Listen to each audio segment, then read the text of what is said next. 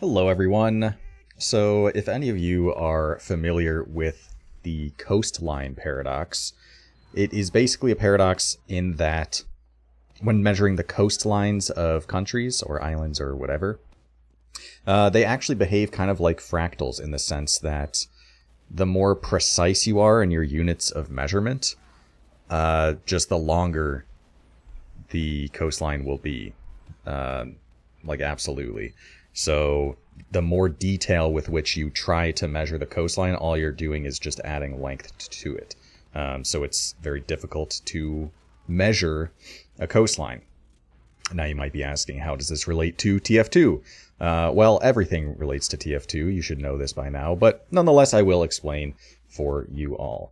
So I have been a witness to and a participant of many teams that want to get better, that are putting effort towards getting better, but just don't really get better. And there's a lot of different causes for this. Sometimes players and teams in general just kind of are limited by their DM and kind of need to improve that.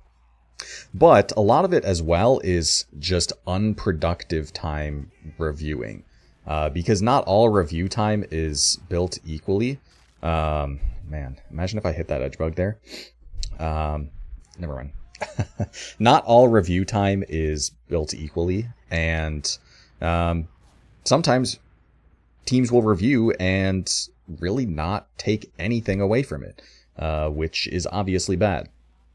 And this is where the kind of coastline paradox comes in, because just like with a coastline, where the more detail with which you measure it, you're not actually getting that much more information, but just adding to the length.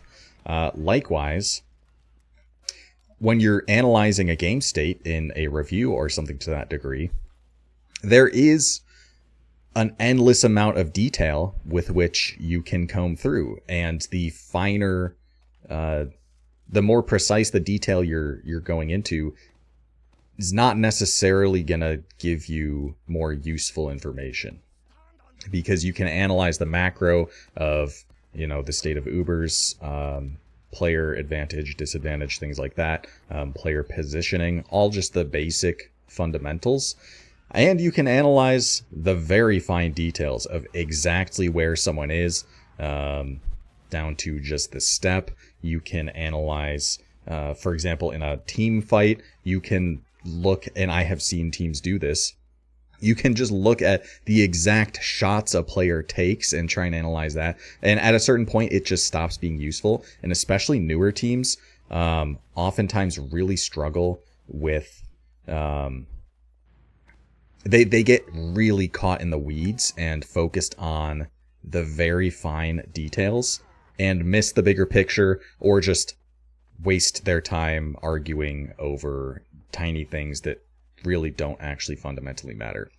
So yeah, I want to talk a bit about that and sort of improvement in general. And there is kind of another paradox present, I suppose, here, in the fact that a lot of the time when it comes to getting better, you need to already have the information to know what you're missing, in a sense.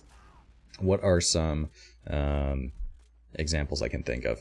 Well, if you're reviewing, and I have sat in on multiple of my friends reviewing for their invite teams, as well as, just high-level TF2 reviews in general, a lot of the time, the takeaway, or what you want to do differently next time so a bad situation isn't bad, a lot of the time the takeaway is just something small, right? For example, let's say you are down 2 players holding mid, right? You have Uber advantage, but the other team doesn't have Uber yet. Down 2 players, you're expecting the other team to try and push, to try and pressure. You're very forcible, of course, because you effectively don't have a flank, so that door is probably completely open. And you have a few options of how you want to play this.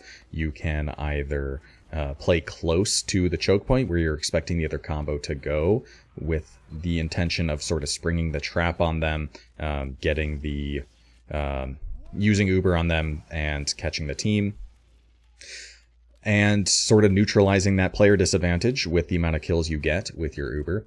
Or you can play more passively, play to kite the aggression, play to make it difficult for them to get through, things like that. There's a few options. And let's imagine in this situation, your combo tries to kite back, but your demo wants to hold closer to the choke, and your demo ends up dying, and it goes poorly. Now, in a case like that, I have definitely been that demo many times. And it's very easy to have the argument over, oh, we should be doing this, we should be doing the other thing. And just spend, 20 minutes arguing about that and the merits of probably shouldn't do this in the game. But, oh, can you imagine if my timing was just a little bit better? Anyway, you can spend so much time arguing the merits of one thing or the other, but that's kind of missing the point, which is that the combo needs to do the same thing. What that thing is really doesn't matter that much. I mean, both are viable options depending on how you're feeling, but you just need to be on the same page. And this is part of where reviewing with better players becomes important, because you can get a lot of value out of reviewing yourself and as a team just reviewing without an outside pair of eyes. Because no matter what, you're going to be making mistakes that you will be able to notice, no matter what. You won't be able to catch all the mistakes that a better player would, but you can still catch some. So there's still some value in reviewing yourself, or as a team reviewing yourselves without that better player guiding things.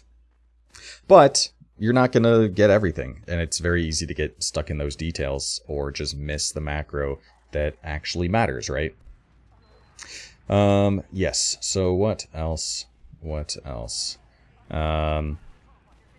Yeah, again, just the amount of detail that sometimes players will go into is kind of ridiculous, because, again, I have been in those review situations where it almost feels like, what's the word I'm looking for? Like scapegoating to a certain extent, where you are focusing so much on what one specific player is doing in a situation, where if they make a minor mistake, you can start chalking it up to that. And honestly, a lot of that I find really unhelpful, because yes, the takeaway sometimes is just, I will hit shots next time I missed, and that's why things went poorly. And a lot of the time as well, better players also have the confidence to say that a decision was good, even if it didn't work out. Because you can get caught up too much in the hindsight, I guess, or results-based decision-making, in that a play or decision is good based on whether it worked. And I don't think that's really true. Obviously, a good play is way more likely to work, much more high percentage, but it's not guaranteed. And stronger players will often have the takeaway of, that didn't work out, but we can just do it better next time, right? It might be a small detail that actually did go poorly and make the difference, such as an Uber into last. Let's say the gun lived too long, and that you can chalk that up to be the difference. But a lot of the time, a plan makes sense. It seems like a good plan. It doesn't work out, and that's fine, because next time it probably will, and you don't really have to adjust too much. And also, as well, as players get better overall and better at analyzing, it is easier to tell what actually makes the difference and what doesn't. Because that is another thing to keep in mind, is that sometimes, obviously, any number of things can go wrong in any given game state. It's very rare that every single thing falls into line perfectly, but it is important to separate what actually matters towards advancing your team's goals and what is kind of just fluff that, yeah, you'd rather hit more shots Yeah, let's say a player died on your team, but it is important to analyze to what degree those things actually matter, because they don't always matter all the time. Let's think of a concrete example for this. Let us say that, what is a good one? Okay, let's say that the other team, it's uber disad, but slight uber disad on your last. So you are defending, you have a sentry gun set up, you have, let's say you even have a heavy, because why not? And slight disad, so the other team is a bit slow. They should have used in when you were closer to, let's say, 70%. However, they waited until you were at, let's say, 90% to use in. So they use in, your med is now at 95%, and you decide to stay, and you use back in on the other team that is still very much in your last, very much caught to your Uber. So great situation overall, but let's say your heavy gets dropped in the Uber, right? Definitely not, man, another case where the timing is just barely off. So let us say that your heavy gets dropped, and that's an important defensive class to lose. You obviously are much less defensible, although you still have this Uber, right? That is kind of the big thing there. But everyone in the Uber just misses all their shots, they scatter everywhere, and none of the other players die, and they end up being able to take a refight into your last off of that one pick they had on the heavy, and they fight the point and they win. Now, should you chalk up losing the point to losing your heavy getting dropped there? Not really, but honestly, maybe. It's a contributing factor, right? Because they only have the refight if your heavy dies. But also, at the same time, there was a lot going on outside of that went wrong, right? Because the Uber should just get kills. And also, you should be able to hold your last down one against a team without an Uber, right? That shouldn't be just a lost situation. Now, granted, your heavy is dead, so you can't have someone else switch to heavy, which would be really nice in a position like that. But there's a lot going on here that went wrong, and you can kind of see how it's very easy for a team that doesn't really know how to isolate one thing or the other, might bicker about where things actually went wrong, even though it's not really the one thing. It's kind of a mix of things. So, a lot of the time, good teams, rather than spend and waste all that time bickering, might just chalk it up to one thing, because it's really easy for a med to just be like, okay, I just won't drop the heavy next time and we'll be fine. Or for a player who maybe let some people through the door, on the refight says, okay, like I was bad at holding that door, I can just do better next time. Again, none of these have anything to do with the specific approach, because sometimes I see in these really unproductive team environments, they end up doing very, very convoluted and difficult to follow plans, where they might even start talking about a contingency plan if they lose their heavy and the other team's trying to refight, and it becomes endlessly complex and way harder to follow and execute, when the real solution is just do the exact same thing next time, but better, because you know, or should know, the basics. You should understand, why that plan of using the Uber, saving players, and just holding your last defensively, waiting out the other team, playing good position. You should know why all that is good, and none of that actually changed. It just wasn't executed particularly well. Right. So I do think this was a little all over the place, because it is kind of hard to talk about the process of reviewing. And I suppose if I had to sort of summarize overall, again, you can get a lot out of reviewing yourself and as a team reviewing yourselves.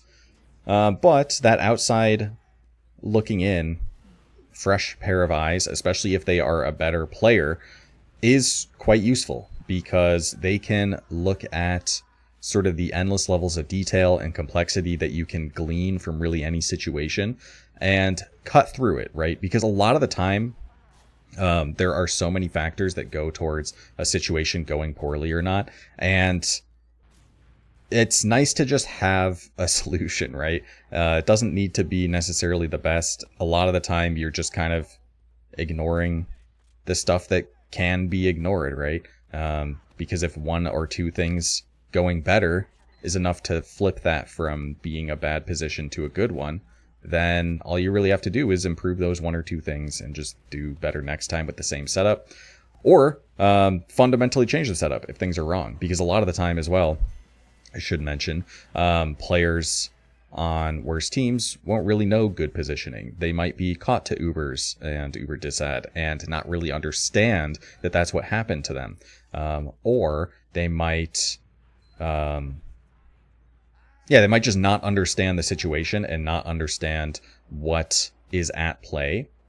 And having a fresh pair of eyes will certainly help that a lot, because if you're in a position where you are, let's say, just caught to the other team's Uber, you're way too far forward, they have invincibility, you don't, so guess what? They get to their med, can right click, and then you all die.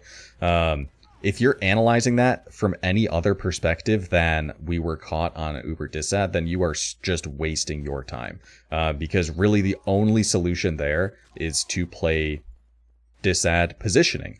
And a lot of the time, teams that don't understand that might, if they don't have those outside eyes to tell them, hey, just don't get caught, play more passively, track their Ubers better, they might actually be analyzing it as though it was any other standard situation, and looking at the player positioning, but like in the micro sense, and looking at who hits their shots, and oh, you should dodge this, and no, it's all a complete waste of time. And again, that is just an example of the sort of endless levels of detail you can get into.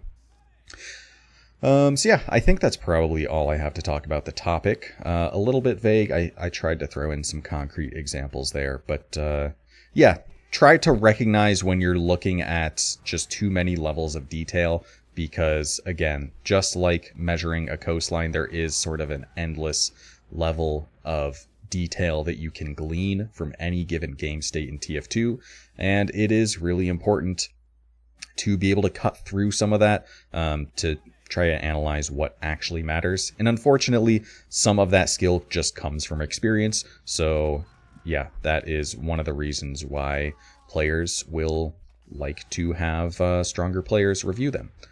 So anyway, that's all I have to talk about today. Hope you all enjoyed, and I will see you all next time.